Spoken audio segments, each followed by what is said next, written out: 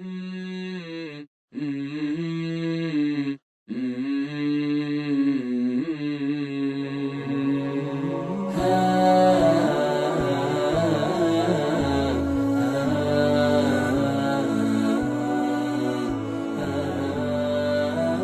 اللہ الرحمن الرحیم نحمدہ ونصلی علی رسولہ الکریم اما بعد۔ آج ہم اصل کتاب سے مبحث اول کو شروع کر رہے ہیں اور اس کا عنوان ہے حقیقت بیع اور انعقاد بیع کے طریقوں کا بیان۔ یہ پہلی مبحث تقریباً 122 صفحات پر صفحہ نمبر 23 سے لے کر صفحہ نمبر 144 پر یہ مشتمل، یہ دو بابوں پر منقسم ہے۔ پہلا باب بیع کی تعریف اور اس کا رکن، اور دوسرا باب ہے ایجاب و قبول کے احکام۔ آج انشاءاللہ ہماری کوشش یہ رہے گی کہ پہلا باب جو ہے وہ مکمل طور پر ہمارے سامنے آ جائے۔ باب اول بیع کی تعریف اور اس کا رکن، یہ 9 صفحات پر صفحہ نمبر 23 سے لے کر 31 پر پھیلے ہوئے اس باب میں حضرت شیخ الاسلام حفظہ اللہ نے 5 نکات پر تفصیلی کلام فرمایا ہے۔ نمبر 1 پر بیع کی لغوی اور اصطلاحی تعریف، نمبر 2 پر مال کی تعریف دور حاضر میں، نمبر 3 پر متعاقدین کی باہمی رضامندی، نمبر 4 پر بیع کا رکن، اور نمبر 5 پر ایجاب و قبول کی اصطلاح میں اختلاف۔ یہاں میں نے مکمل ترجمہ کرنے کی کوشش کی ہے اور حضرت مفتی صاحب کے طرز سے فائدہ اٹھاتے ہوئے ترجمانی کی اور کچھ جگہوں پر اپنی طرف سے ذیلی عناوین لگائے ہیں۔ آپ اس مقالے میں دیکھ سکتے ہیں جو آپ کے گروپ پر آ چکا ہے۔ نمبر 1 پر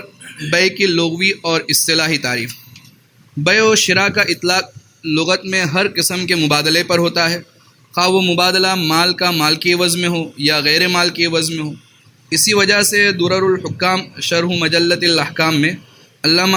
علی حیدر رحمۃ اللہ علیہ نے بیع کے لغوی معنی مبادلۃ الشیء بالشیء بیان کیے۔ فقہا نے بیان کیا ہے کہ بیع باع یعنی دونوں ہاتھ کے پھیلانے کی مقدار سے ماخوذ ہے، اس لیے کہ متعاقدین میں سے ہر ایک لینے اور دینے کے لیے اپنا ہاتھ پھیلاتا ہے۔ یہ بھی ممکن ہے کہ ہر ایک دوسرے سے سودے کے وقت مبایعہ یعنی مصافحہ کرتا ہو، اس وجہ سے اس کا نام صفقہ بھی رکھا گیا ہے، اور صفقے کے معنی تالی بجانے کے آتے ہیں۔ شریعت نے اس عام لغوی معنی کو خاص کر دیا اور اسے محدود کر دیا ایسے مبادلے کے لیے جو مال کا مال کے عوض اس طور پر ہو کہ شریعت کی نگاہوں میں دونوں بدل کی ملکیت منتقل ہو جائے۔ یہ میں نے تعریف کا ترجمہ کیا ہے۔ اصل تعریف کے الفاظ ہے مبادلۃ المال بالمال علی الوجہ الذی ینتقل به ملکیت البدلین شرعا۔ حضرت شیخ الاسلام نے یہ جو تعریف بیان کی ہے تو یہ عام طور پر کتب میں پائی جانے والی تعریف سے ہٹ کر ہے، اس لیے کہ سب سے زیادہ مشہور جو تعریف ہے وہ صاحب کنز رحمۃ اللہ علیہ کی بیان کردہ کہ مبادلۃ المال بالمال بالتراضی۔ اب اس پر 2 اعتراض ہوئے ہیں جو علامہ عینی رحمۃ اللہ علیہ نے نقل کیے ہیں، اور انہی کے حوالے سے الدر المندود میں بھی یہ 2 اعتراض نقل کیے گئے کہ یہ جو تعریف ہے اس میں 2 چیزیں ایسی ہے کہ وہ دونوں داخل نہیں ہیں۔ نمبر 1 پر پہلی چیز جو ہے وہ ہبہ بشرط العوض، کہ ہبہ ہو لیکن اس کے ساتھ عوض کی شرط لگا دی جائے تو وہ بھی جو ہے وہ مبادلۃ المال بالمال بالتراضی میں داخل ہو کر بیع بن جاتی ہے، حالانکہ حقیقت میں وہ بیع نہیں ہے۔ اور اسی طرح سے ایک اور چیز ہے کہ بیع مکرہ وہ شرعاً بیع کے اندر داخل ہے لیکن یہاں بالتراضی قید کی وجہ سے وہ خارج ہو رہی ہے۔ تو اس کے بجائے یہ جو تعریف بیان کی گئی ہے یہ 2 اعتراض کو دور کرنے کے لیے یہ ایسی تعریف ہے کہ اس پر یہ 2 اعتراض وارد نہیں ہوتے، اور اس کی خود وضاحت حضرت شیخ الاسلام نے آگے چل کر کی ہے کہ ہم نے یہ تعریف کیوں بیان کی۔ یہ جو تعریف بیان کی گئی ہے وہ بیع صحیح کی ہے، بیع باطل شریعت کی اصطلاح میں بیع ہی نہیں۔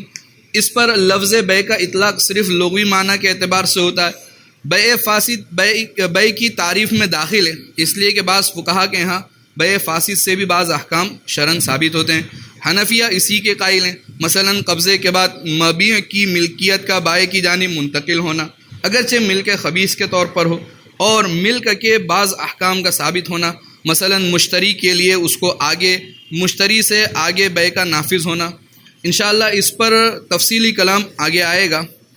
چونکہ قرض سے مبادلہ مقصود نہیں ہوتا، بلکہ قرض تو ابتدا میں تبرع اور احسان ہے اور اخیر میں معاوضہ ہے، لہذا مکمل طور پر مبادلہ نہ ہونے کی وجہ سے بے کی تعریف سے یہ بھی خارج ہو گیا.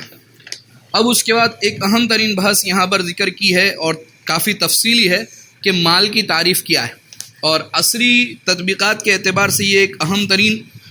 چیز ہے کہ آج ہمارے یہاں پر بہت ساری چیزیں ایسی ہیں کہ جس کے اندر خرید و فروخت ہو رہی ہے، لیکن عام طور سے فقہاء نے مال کی جو تعریف کتابوں میں بیان کی وہ اس پر صادق نہیں آتی. تو پھر اس کی بے کیسے جائز ہو گئی، اور پھر مال کی تعریف ہم کیا بیان کریں گے؟ تو حضرت شیخ الاسلام نے چاروں مذاہب کو سامنے رکھ کر بہترین اس کے اوپر کلام کیا ہے. تو یہ دوسرے عنوان میں اسی کو سمجھنا ہے کہ مال کی تعریف میں فقہاء کی عبارتیں مختلف ہیں. چنانچہ علامہ ابن عابدین شامی رحمۃ اللہ علیہ نے یہ تعریف بیان کی ہے کہ مال سے مراد وہ چیز ہے کہ جس کی جانب طبیعتیں مائل ہوں اور ضرورت کے وقت کے لیے اس کو ذخیرہ کیا جا سکے، اگرچہ قلیل مدت کے لیے ہو. لہذا وہ چیزیں اس تعریف سے خارج نہیں ہوں گی جو جلدی بگڑ جاتی ہیں، مثلا پھل ہیں، سبزیاں ہیں وغیرہ. مالیت تمام لوگوں کے یا بعض لوگوں کے مال مان لینے سے ثابت ہوتی ہے. لوگوں کے مان لینے اور شرعاً انتفاع کے جائز ہونے سے تقوم یعنی اس کا قیمتی ہونا ثابت ہوتا ہے. علامہ عابدین شامی رحمۃ اللہ علیہ نے مذکورہ تفصیل ذکر کرنے کے بعد الحاوی القدسی سے کے حوالے سے یہ نقل کیا ہے کہ مال غیر آدمی کا نام ہے کہ جو آدمی کی ضرورتوں کے لیے پیدا کیا گیا ہے، جس کو محفوظ کرنا اور اس میں اپنے اختیار سے تصرف کرنا ممکن ہو. میں نے ذیلی عنوان یہاں قائم کیا ہے کہ کیا مال کی حقیقت میں منافع داخل ہیں یا نہیں. ان دونوں تعریفوں میں مال کی اصطلاح اعیان پر منحصر نہ رہی بلکہ منافع معبدہ کو بھی شامل ہوئی. فقہائے شافعیہ نے تو اس بات کی صراحت کی ہے کہ بے کی تعریف منافع کی دائمی بے کو بھی شامل ہوگی. چنانچہ علامہ احمد ابن عمر شاطری رحمۃ اللہ علیہ فرماتے ہیں کہ بے لغت میں مبادلۃ الشیء بالشیء کو کہا جاتا ہے اور شرع میں معاوضہ مالیہ کا عقد ہے جو عین کی ملک کا یا منافع کی دائمی ملک کا فائدہ دے، جیسے گزرگاہ کا حق، دیوار پر شہتیر رکھنے اور چھت پر تعمیر کرنے کا حق وغیرہ کی بے. اسی طرح حنابلہ نے بھی ایسی ہی تعریف کی ہے جو منافع معبدہ کو شامل ہے. چنانچہ علامہ بہوتی رحمۃ اللہ علیہ بے کی تعریف میں فرماتے ہیں کہ عین مالیہ کا یا منفعت مباحہ کا مبادلہ عین مالیہ یا منفعت مباحہ کے عوض اس طور پر ہو کہ اس کی اباحت مخصوص حالت کے ساتھ خاص نہ ہو. اسی طرح علامہ مرداوی رحمۃ اللہ علیہ نے وجیز کے حوالے سے نقل کیا ہے کہ بے نام ہے عین مالیہ یا منفعت مباحہ کی دائمی تملیک کا جو عوض مالی کے مقابل ہو. میں آپ کو یہاں ایک بات بتلاتا چلوں کہ حضرت شیخ کی اس تفصیل کے اندر جتنے شخصیات کے نام آ رہے ہیں، میں نے اس مقالے میں کوشش کی ہے کہ ہر ایک کا مختصر سا تعارف بھی ساتھ میں آ جائے، تو اس میں موجود ہے. اس تفصیل سے یہ بات واضح ہو گئی کہ منفعت مباحہ معبدہ شوافع اور حنابلہ کے یہاں مال ہے، اس کی بیع و شراء جائز ہے. ان حضرات نے منفعت کو معبدہ کی قید سے اس لیے مقید کیا کہ اگر وہ منفعت معبدہ نہ ہو بلکہ مخصوص زمانے کے لیے ہو تو وہ منفعت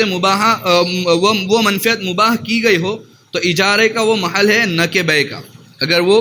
موقتہ ہے تو اس پر اجارہ ہو سکتا ہے، بے نہیں ہو سکتی. بعض حنفیہ نے مال کو فقط اعیان پر منحصر کر دیا. چنانچہ علامہ علاء الدین حسکفی رحمۃ اللہ علیہ نے ملتقى الابحر پر کی جو شرح ہے اس میں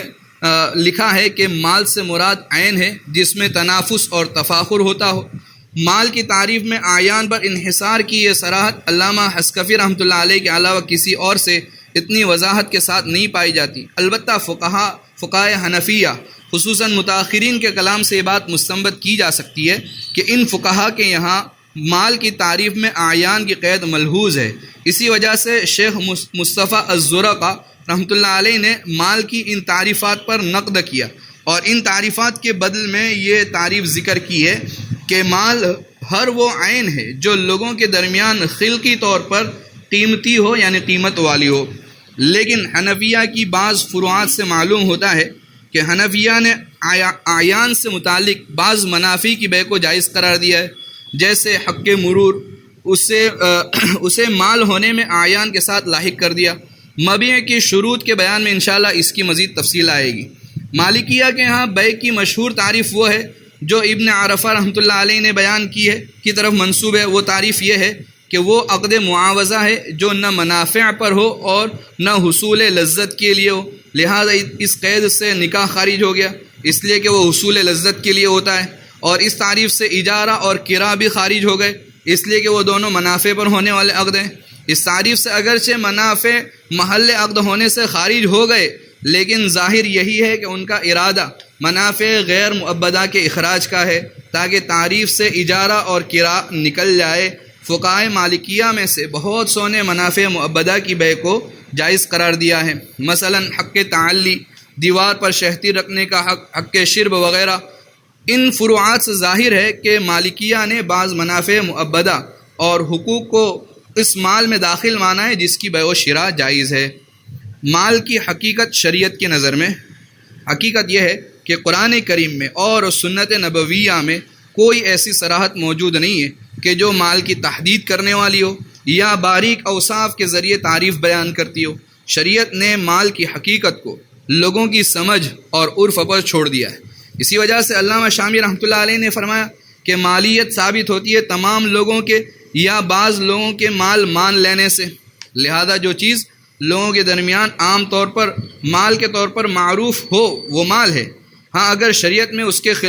اس کے خلاف وارد ہوئی ہے تو وہ الگ بات ہے، جیسے کہ خمر اور خنزیر۔ اعیان مادیہ کی قید بھی کسی بھی نص میں مذکور نہیں، اور نہیں بہت سے مسئلوں میں صادق آتی ہے، جیسا کہ ہم نے اس کو ذکر کیا ہے۔ اور آج بجلی اور گیس سب سے قیمتی مال بن چکے ہیں جس میں تنافس ہوتا ہے، باوجود اس کے کہ بجلی اور گیس کو ان اعیان میں شامل کرنا ممکن نہیں جو بذات خود قائم ہو۔ اس کی بیع اور شراء جائز ہے اور لوگوں کا بغیر نکیر تعامل جاری ہے۔ اور یہاں حاشیے میں امداد الفتاویٰ کے حوالے سے حضرت تھانوی رحمۃ اللہ علیہ کا قول نقل کیا ہے کہ بجلی مال ہے۔ خلاصہ علامہ شامی رحمۃ اللہ علیہ نے مال کی جو تعریف بیان کی ہے وہی راجح ہے کہ اعیان قائمہ بنفسہا کی قید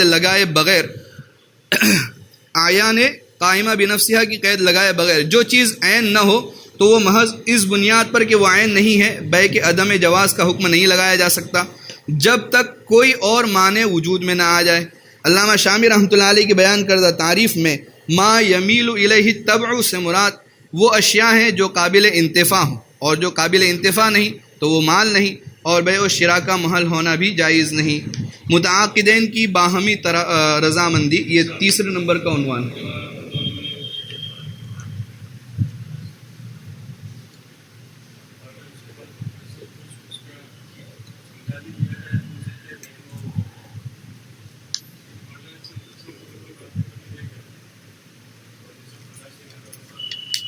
پوری بحث کا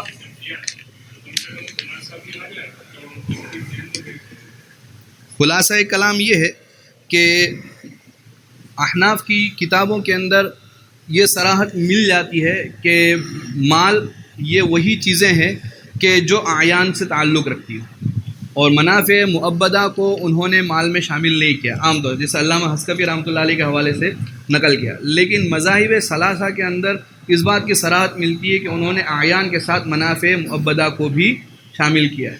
ان دونوں باتوں کو مختلف حوالے جات سے نقل کرنے کے بعد حضرت شیخ الاسلام نے علامہ شامی رحمۃ اللہ علیہ کی عبارت کو بنیاد بنایا، اور اس کی بنیاد پر یہ حکم لگایا کہ علامہ شامی رحمۃ اللہ علیہ کی جو تعریف ہے وہ بالکل صحیح ہے کہ اس میں بھی منافع جو ہے وہ داخل ہو جاتے ہیں، منافع معبدہ جو ہمیشگی کے طور پر، اور اس کی تازہ ترین مثال دی بجلی اور گیس کہ یہ دونوں جو ہے وہ منافع معبدہ کے قبیل سے ہے، لہذا اس کو بھی مال مانا جائے گا اور یہ بھی محل بیع ہوگا۔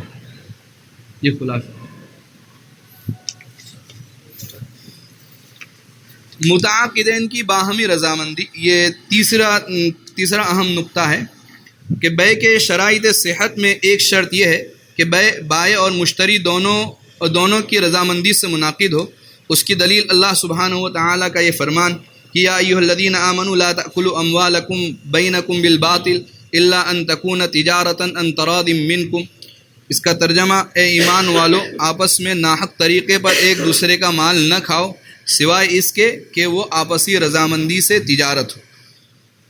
یہ ترجمہ آسان تفسیر مولانا خالد سیف اللہ صاحب سے لیا ہے۔ لہذا جہاں کسی ایک فریق کی یا دونوں کی رضامندی معدوم ہوگی وہاں عقد صحیح نہ ہوگا۔ اس وجہ سے بعض فقہا نے تراضی طرفین کو بیع کی تعریف میں لازم عنصر کی طرح سے ذکر کیا ہے، لیکن یہ وہ بات ہے جس کا میں نے سابق میں حوالہ دیا کہ تعریف کیوں بدلی ہے، لیکن ہم نے تعریف میں ترازی کو ذکر نہیں کیا۔ وجہ یہ ہے کہ فقہا کے مابین اختلاف واقع ہوا ہے اس مسئلے میں کہ اگر کسی ایک عاقد کی رضامندی کے بغیر عقد کر لیا جائے، جیسے مکرہ کی بیع، بعض فقہا نے اسے بیع باطل قرار دیا ہے اور بعض فقہا نے بیع فاسد موقوف قرار دیا ہے۔ مکمل تفصیل اپنے مقام پر آئے گی انشاءاللہ۔ بیع فاسد بیع کی اقسام ہی کے قبیل سے ہے جس کے ساتھ بعض احکام متعلق ہوتے ہیں، لہذا مطلق بیع کی تعریف سے اس کو نکال دینا مناسب نہیں ہے، تو اس لیے بالتراضی قید ہی نکال دیے۔ بیع کا رکن، بیع کے ارکان کی تعیین میں فقہا کا اختلاف ہے۔ چنانچہ حنفیہ کے ہاں بیع کا رکن فقط ایجاب و قبول ہے، جبکہ مالکیہ، شوافع اور حنابلہ ایجاب و قبول پر اضافہ کرتے ہوئے عاقدین اور معقود علیہ کو بھی ارکان قرار دیتے ہیں، اس لیے کہ ان کے نزدیک رکن ہر وہ چیز ہے جس پر اس چیز کا وجود اور عقلاً متصور ہونا موقوف ہو، خواہ اس کی حقیقت کا وہ جز ہو یا نہ ہو۔ بیع متعاقدین اور معقود علیہ دونوں پر موقوف ہے، اگرچہ یہ دونوں بیع کی حقیقت کے اجزاء نہیں ہیں۔ حنفیہ کی رائے یہ ہے کہ عقد بیع میں رکن مرغوب چیز کا مرغوب چیز کے عوض میں تبادلہ کرنا ہے، اسی کو کچھ لوگوں نے ایجاب و قبول سے تعبیر کیا ہے، جبکہ عاقدین اور محل یعنی معقود علیہ سے صیغہ یعنی ایجاب و قبول وجود میں آتے ہیں،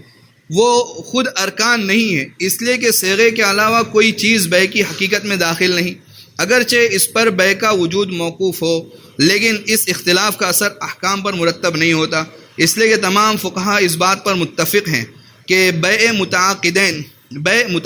اور معقود علیہ کے وجود اور ان دونوں کے درمیان ایجاب و قبول کے تبادلے ہی سے وجود میں آئے گی، لہذا یہ اختلاف بھی اختلاف اصطلاحی ہوا۔ رکن کی حقیقت، علامہ مصطفیٰ الزرقہ رحمۃ اللہ علیہ نے اپنے ان دونوں رائے کا بہترین تعاقب کیا، چنانچہ وہ فرماتے ہیں کہ فقہا اور اصولیین کی اصطلاح میں رکن وہ چیز ہوتی ہے کہ جس کے ذریعے اس چیز کا قیام یا وجود ہو، اس طور پر کہ وہ اس کی حقیقت میں داخل جز مانا جائے۔ عقد کا رکن وہ چیز ہوتی ہے جو دونوں کے ارادے یعنی ایجاب و قبول کے اتفاق کو تعبیر کرے یا اس کے قائم مقام ہو یعنی دلالتاً تعبیر ہو، اس لیے یہ دونوں عقد کی ماہیت اور معنی میں ذاتی عناصر شمار ہوتے ہیں، انہی دونوں کے ارتباط شرعی سے عقد قائم ہوتا ہے۔ رکن کے اصطلاحی معنی کے اعتبار سے فاعل اپنے فعل میں رکن شمار نہیں ہوتا۔ یہ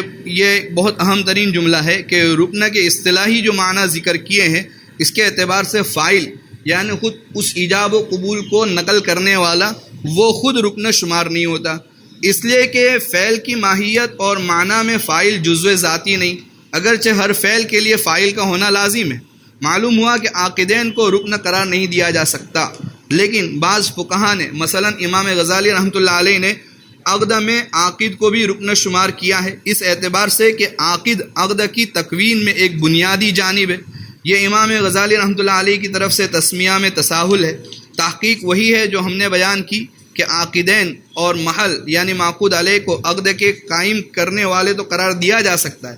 لیکن رکن کے اصطلاحی معنی کا لحاظ رکھتے ہوئے رکن نہیں کہا جا سکتا۔ مقومات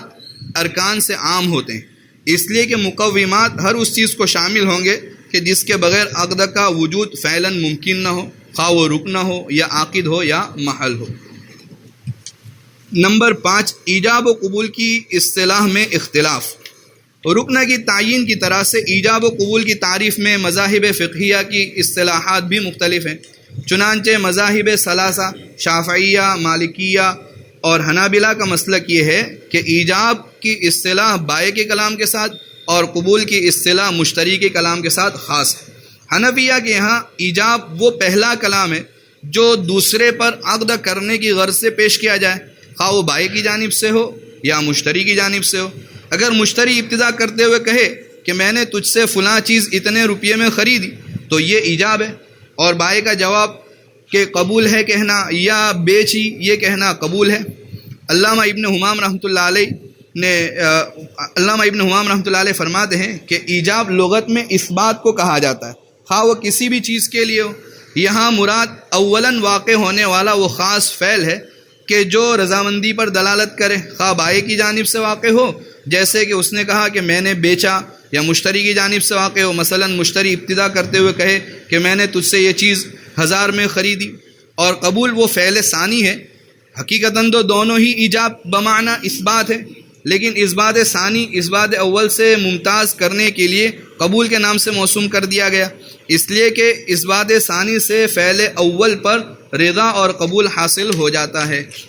یہ اختلاف بھی اصطلاحی ہے جو زیادہ تر احکام میں مؤثر نہیں، اس لیے کہ ایجاب اگرچہ مذاہب ثلاثہ میں بائع کے ساتھ خاص ہے، لیکن اس سے ان کے نزدیک یہ لازم نہیں آتا کہ ایجاب قبول پر مقدم ہی ہو یا عقد بیع کی ابتدا بائع ہی کی جانب سے ہو، بلکہ جائز ہے کہ مشتری یہ کہتے ہوئے عقد کی ابتدا کرے کہ میں نے تجھ سے فلاں چیز خریدی اتنے میں، اور بائع کہہ دے کہ میں نے بیچی، تو اس صورت میں قبول ایجاب پر مقدم ہوگا اور بیع منعقد ہو جائے گی۔ چنانچہ علامہ ابن قدامہ حنبلی رحمۃ اللہ علیہ فرماتے ہیں کہ ایجاب یہ ہے کہ یوں کہے میں نے بیچا،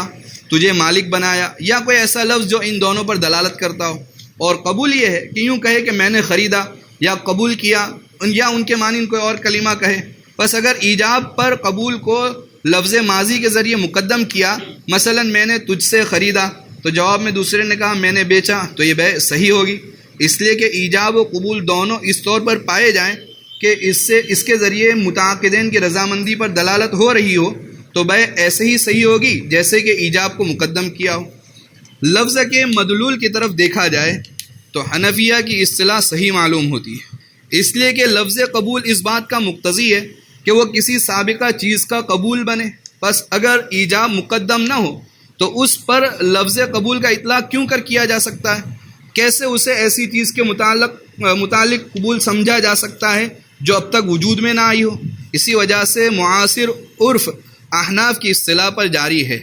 اور مجلۃ الاحکام العدلیہ میں حنفیہ کے قول پر ایجاب و قبول کی یہ تعریف بیان کی گئی ہے کہ انشاء تصرف کی غرض سے عاقدین میں سے کسی ایک سے اولاً صادر ہونے والا کلام ایجاب ہے، اور قبول وہ دوسرا کلام ہے جو متعاقدین میں سے کسی کی جانب سے تصرف کی غرض سے صادر ہو اور اس کے ذریعے عقد تام ہو۔